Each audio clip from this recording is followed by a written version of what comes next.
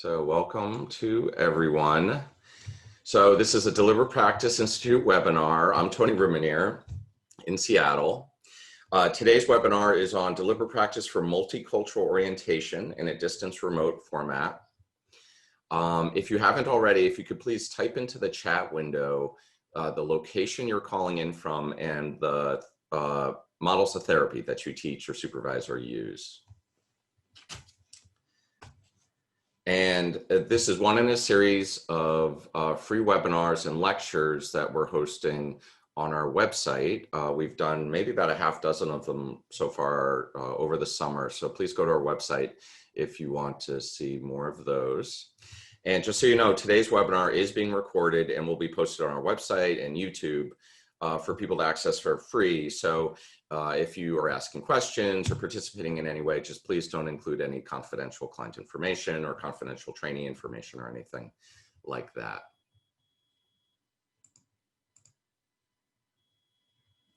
So the MCO framework explores how the cultural worldviews, values, and beliefs of the client and therapist interact and influence one another to co-create a relational experience that is in the spirit of healing. MCO implies a way of being with clients, particularly when one detects cultural dynamics that may require enhanced awareness, knowledge, and skills. 7 empirical studies have connected MCO with client outcome or important aspects of therapy, such as the working alliance. And later in the slides, towards the end of the slides, is a summary of the research on MCO. Now, the MCO framework has 3 pillars that we're going to focus on. The first is cultural humility, which means being aware of cultural and power dynamics that are at play in the therapist and the client, and approaching these issues without defensiveness, but with collaboration. The second pillar is cultural opportunities. These are markers that occur in therapy in which the client's cultural beliefs, values, or other aspects of the cultural identity could be explored. And third, cultural comfort, which is characterized by feelings at ease, open, calm, or relaxed with diverse others. Now, this model, the multicultural orientation framework, was developed by Dr. Jesse Owen in Colorado, and he actually consulted with us when we were creating this PowerPoint for this webinar and provided some really important feedback, which helped us revise it. So thank you, Dr. Owen. The MCO framework is a little different than what we traditionally focus Deliver Practice on, because Deliver Practice is usually focused on like skills. And this is more of a framework or way of being with clients. And so we're going to talk about that a little more as we go. There's one other thing I'd like to note about the pillars here. I love these pillars. The only issue I have is with the third pillar, which is cultural comfort. Comfort is a spectrum, and one end of that spectrum is discomfort. And I think it's very important to acknowledge that a lot of trainees, a lot of therapists, a lot of supervisors have discomfort when working with certain aspects of multiculturalism. I know I do. And I think it's important that we acknowledge that in a way that is respectful, non-shaming, self-compassionate. It's okay to be uncomfortable. It's just important that we increase our self-awareness about our discomfort, hopefully in a non-defensive way, and then aim for comfort as kind of a career goal we're just going to aim towards over time. If anyone has questions, please go ahead and type them in the chat window. I will pause at various times to answer your questions. So Deliver Practice is an experiential model of multicultural training, which aims to go beyond intellectual understanding and help trainees do the inner work necessary for helping diverse populations. The exercise we're going to be going over today are introductory or beginner level. They're designed to introduce MCO, help trainees or therapists increase their ability to work with issues of culture and diversity, and facilitate discussions of multiculturalism and mental health. The module uses video prompts that show actors reading scripts based on real life experiences of prejudice, bias, and problematic multicultural experiences in therapy. Now, I want to highlight here that the scripts were actually written by the actors themselves based on their life experiences or the experiences of their friends and family. Jordan Harris, a psychologist, also wrote some of those scripts based on his conversations with members of the AAMFT Minority Fellowship Network. So all the videos of the actors, all the scripts are based on real life lived experiences. So that they have high, what we would call ecological validity. These are real things. And so what I would like to jump into right here is a demonstration of the website. I'm just going to copy this. Great. And so what we're going to do is let's go over to our website. This is how you can use the exercises yourself. Now, you're free to use the exercises as part of your supervision, training, graduate program, self practice, whatever you want. They're free to use, free to distribute. So what you do is you go to our website, dpfortherapists.com, and you go to videos. And then here are the video exercises. There's a whole list of different exercises. We've also now got forms translated in a bunch of different languages from volunteers, deliver practice enthusiasts around the world. So I'm kind of excited about that. But what we're going to focus on today is the multicultural orientation, or MCO exercises. So we click here to access this video series, and it brings up this page. Now this has information about MCO, which I'm not going to go through now in interest of time. There's a PDF for research summary. There's also a link to the website created by Jesse Owen and colleagues, which has a lot of valuable information. But what I want to highlight here is this: follow these instructions. If you click on that link, it'll take you to a PDF which has all the instructions and a research summary and references. Now, I'm not going to go through that in detail now, but you can download that and then you could email it to your trainees. You can use it in your own workshops, in your own trainings. You can cut it up, use pieces of it. This is something we've created using what's called the open source format, which means it's intended to just be used by the broader therapist training community. So please go ahead. All we ask is if you find a way to use it that's particularly helpful, to please let us know, because we then want to adopt that. So what we're going to do is follow the instructions. And I'm going to summarize the instructions briefly here. Is we're going to watch a video, and you are going to play the trainee. This is what you would ask your trainees to do. And you're going to try the videos of an actor portraying a client. And we're going to ask you, once the video stops, to reply to the client. And we're going to ask you to reply following these 3 criteria. 1, to acknowledge or reflect the client's main concerns. 2, to inquire about the cultural implications of the incident using a tentative or hypothesizing tone, so with humility. And then 3, to be self-aware and self-compassionate of any discomfort you may feel. All right, so let's go back here, and we're going to start with client 4, clip 4. Okay. Now I'm going to hit play. If you end up not being able to hear the video, please let me know in the chat window.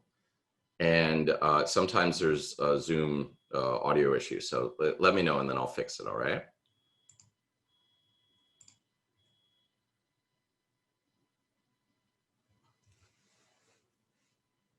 My aunt was in town last Thursday, And she took me to Bergdorf Goodman to buy a new coat. And when we were there, she went to like go look at shoes. And one of the store employees, he came up to me and asked if I needed any help. And I said no. And then he just smiled and nodded.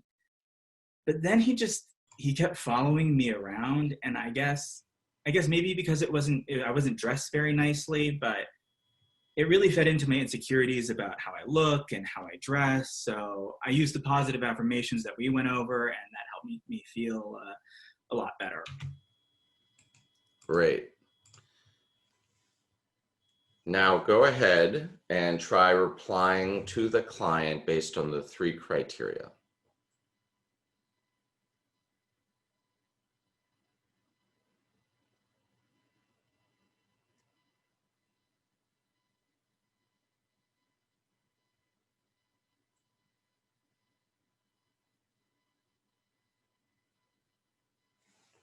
Great.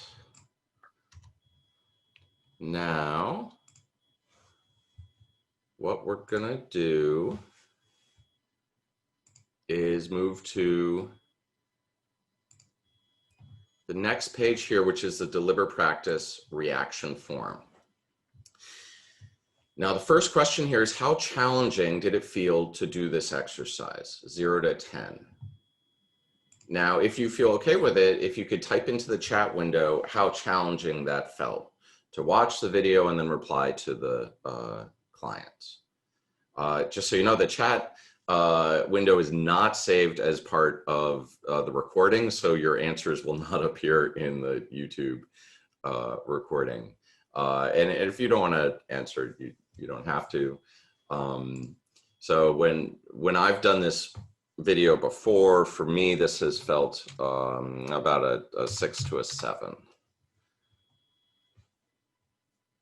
So typically what we see is a broad range in difficulties.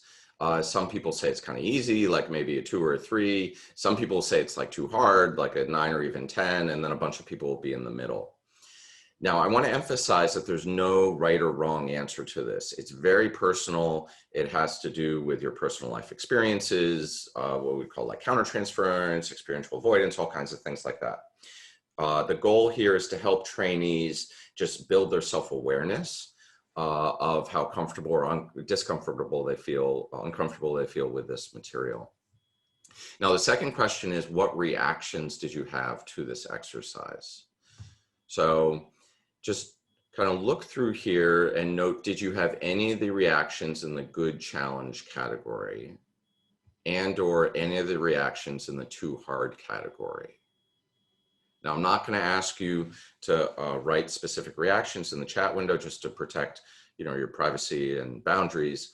But if you had any of the reactions in the good challenge, and if the difficulty was between a 4 and an 8, that means that this exercise is sufficiently challenging. It's probably valuable for you to do, useful for you to do. If you had any of the reactions in the too hard category, and the difficulty was between 8 and a 10, it might mean that this video was too hard and to find an easier video. Now, if you did not have any of these reactions and you rated it below 4, it might mean that the the exercise is just too easy. You're already, really kind of comfortable, confident with this material. And so repeating this exercise probably will not benefit you. So to look for a harder video. And that's why we have, I think we have over 20 different videos on the website to help you find videos that do feel more challenging for you. Now, I want to emphasize this will be different for every trainee. It's very, very personal what people find challenging, what people find easy, or what people find too hard. So the goal is to help trainees really kind of zero in on their personal learning needs.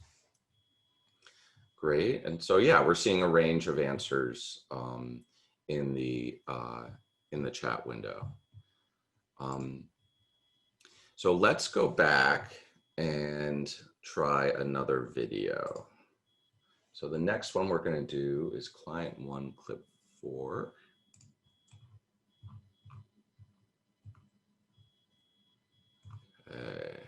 Client 1 clip 4. Here we go.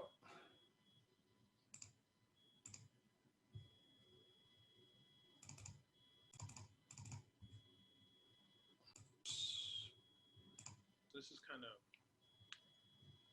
it's kind of hard to talk about. I don't really know how I feel about what's going on these days, you know, in the news and stuff. So like the other day, I was out at the mall, and suddenly I was having a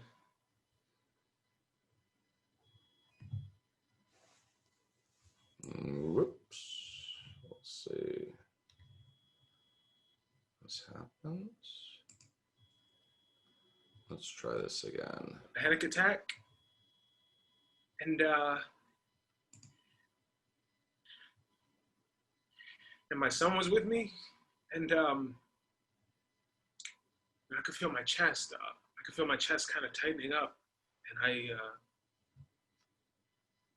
didn't know what was gonna happen. You know, it's like you have a kid and you want to raise him right, you want to do the right thing, and you know, I didn't want him to see me scared. You know, I want him to be scared. I want him to, you know, I want him to be smart. I want him to be brave. But then, you know, things like this happen, and it's like, I don't know. Like, should he be scared? Like, is he supposed to walk around scared all the time? Like, how do you raise somebody? How do you raise somebody to not be scared? That's, yeah.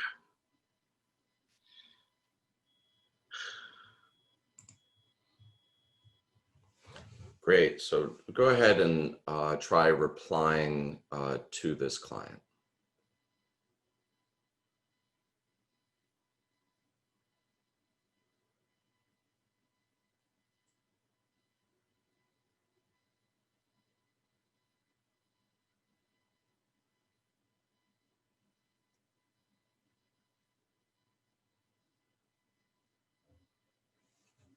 Great. In the last webinar, someone asked me, Tony, why aren't you replying? And I'm actually not replying on purpose for a few reasons. One is that probably the most important reason is that I don't want to set a tone that there's a right answer or a wrong answer. There, of course, is, you know, there's a zillion different responses to this client. It'll really depend on you, your style of therapy.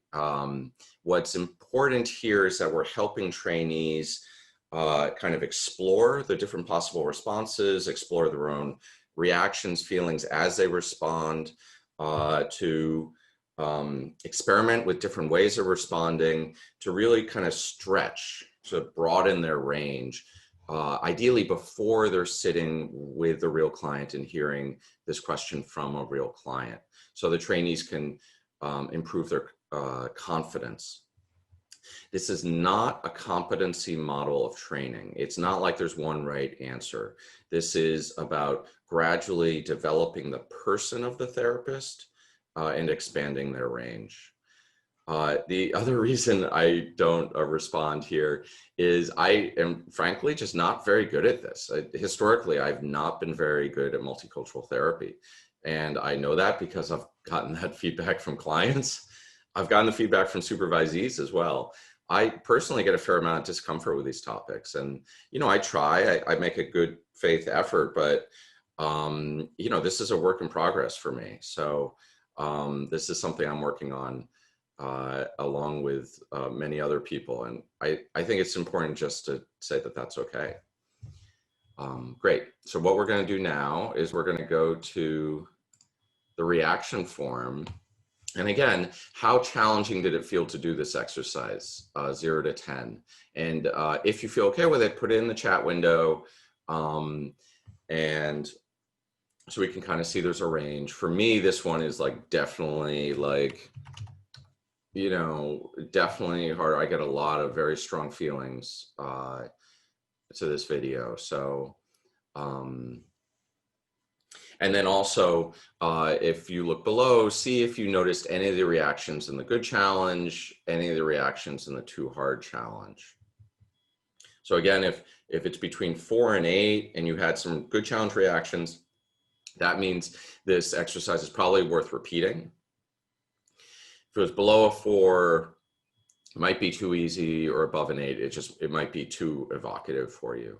One of the principles of Deliver Practice is we try to find training activities that target the zone of proximal development for each trainee. So that's just beyond their current abilities, not like way far beyond or way early. Now, something I want to emphasize here is you may very well have trainees who feel very comfortable and confident with this material intellectually. I know I did. Most training programs include at least one course on multiculturalism. It's often integrated into other courses. And over the course of graduate training, trainees get pretty good at talking about multiculturalism. I know I got really good at writing about multiculturalism. If you read my papers on multicultural therapy, you would think I was actually really good at it. But then if you saw a video of me working with multicultural clients, particularly addressing these kinds of issues, what you would see is something totally different than what I wrote. And it's because there was quite a gap between my intellectual understanding of this topic and my personal emotional comfort in terms of actually kind of delivering this kind of therapy. And that's what we're aiming for. And this can be a little unnerving for trainees when they transition from just kind of intellectual, performance to actually living and embodying it. And some trainees might experience some embarrassment, some shame around this. And so it's really important to normalize that this is a learning process for many of us. And we're trying to do that with this reaction form. So Heidi asked a great question here. When using this model, are trainees sharing their responses in a group context? So yeah, so great question. Let me move to the next slide because we're actually going to address that. So this is our recommended format for using these exercises. We recommend spending 10 to 20 minutes doing it in class. Now, whether to do it as a group or in dyads or individually kind of depends on the culture of your class. If you have a group that's pretty cohesive, where there's a sense of safety, where there's a sense of respect around these topics, you could definitely do it, in a group and have people take turns responding and kind of model for each other the different responses, which can be super valuable for learning. However, this topic can be very sensitive for some people. Some people can experience a lot of complex feelings, can get stirred up.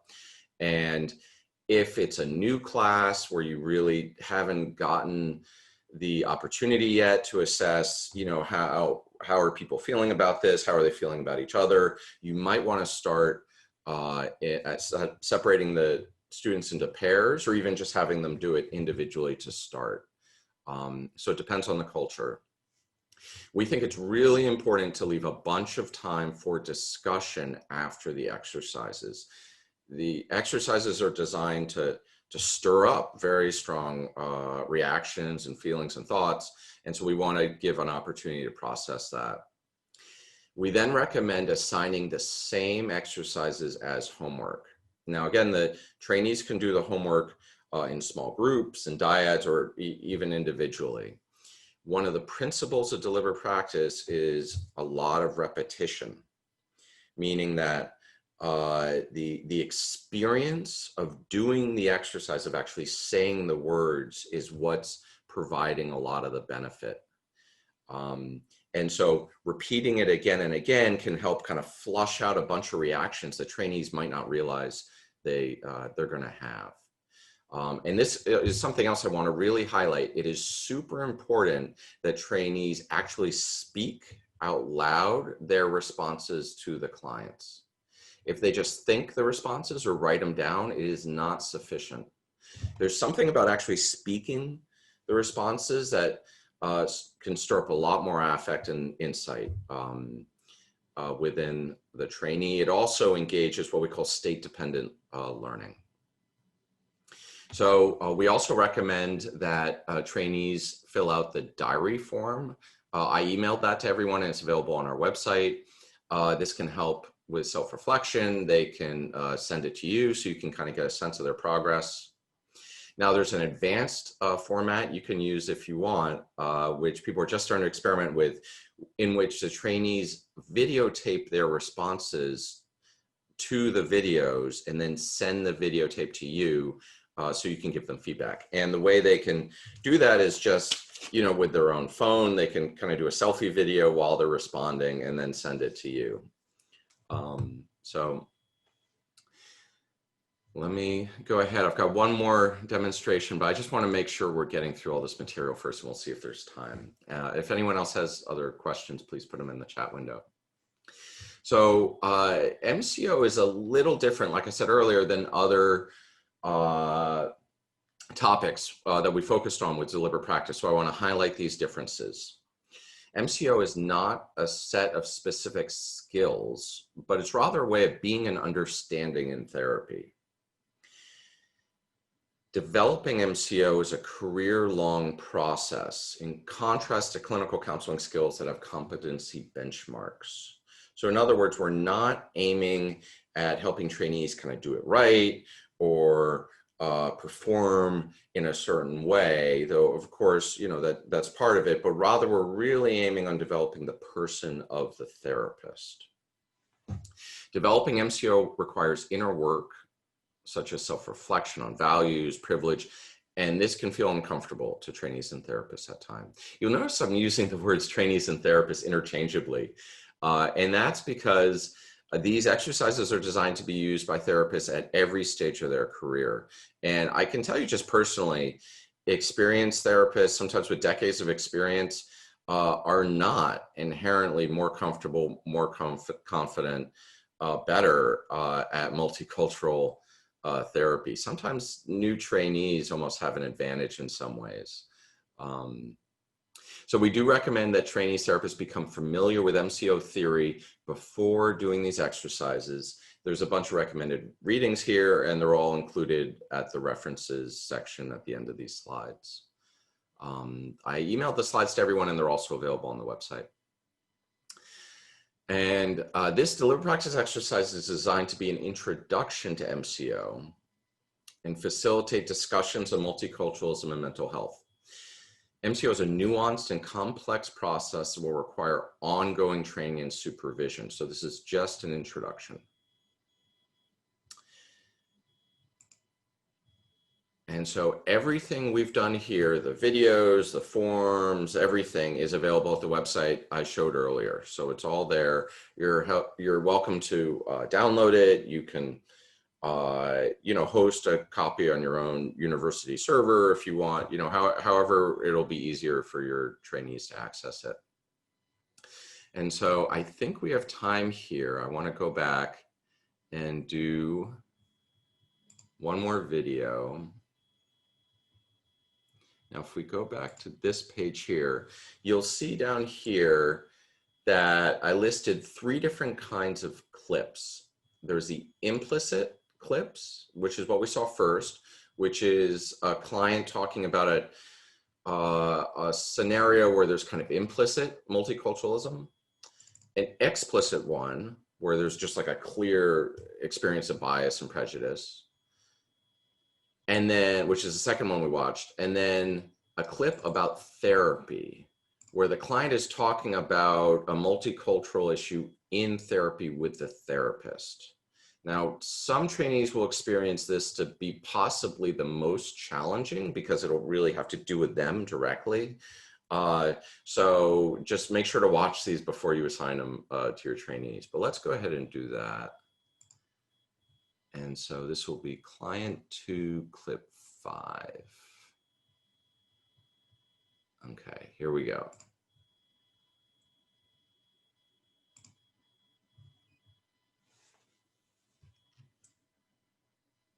So I had this issue with my last therapist, and I haven't really told anybody about this, but she looked like me and had the same background as me, and so I guess she felt that she was similar to me in a lot of ways, and she made some assumptions that were wrong. And she was openly talking about her own biases, about other cultures to me. And she was very wrong in feeling that I was agreeing with her. And I was just shocked. I was appalled. So I just stood quiet and left and never went back. But I was so upset that I didn't confront her in that moment. And I just don't ever want to let that happen to me again. So I just wanted to ask if it was okay that we talk about biases in this environment. Great. So try responding to this client.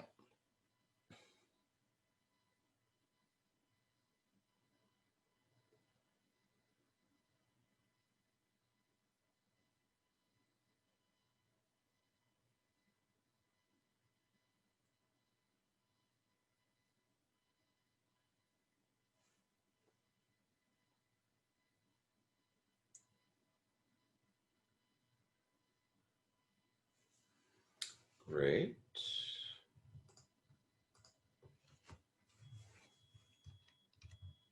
All right, great, good work. Now we go to the reaction form. And again, note how challenging did it feel, 0 to 10? And did you notice any of the reactions under the good, challenge, or too hard? Now again, part of the goal of the reaction form, there's kind of multiple goals. One is to help trainees build self-awareness about their own strengths, their own areas of needed development. 2, it's to help you get a sense of where trainees' zone of proximal development or learning threshold is. And 3, we're trying to normalize the fact that many trainees find certain aspects of training overwhelming and hopefully destigmatize that a bit. Great. So what you're seeing in the chat window is there's just a broad range of differences. So if I heard this from a client, for me, this is like a 9 or a 10. Like this, like I would frankly be like a little frozen. And so this is the kind of thing I would work up to in terms of my own training. So, and you know, that's okay. It's just what it is. So great. So let's move ahead here. So as I said, everything's available on our website. Everything I showed you today is on the website, so you can access it there. And we're going to just keep putting new materials up there as well. So if you end up having videos you want to contribute or suggestions on how to improve or find the exercises, please let us know. We're kind of hoping this is a community effort here. So just a few other things. We're very excited to announce the Deliberate Practice certification process, which is going to be starting in January 2021. So email if you're interested in that. And we've also got a workshop, online workshop coming in February 2021. So let us know if you want to attend that. Today's webinar, we spent basically no time going into the theory of deliberate practice. We just went straight to exercise. This workshop, online workshop, will be all about the theory of deliberate practice. So like a full day deep dive into that. And this is a summary of the MCO research. I know there's a lot more research going on as we speak, but these are 7 studies that showed really interesting results regarding MCO.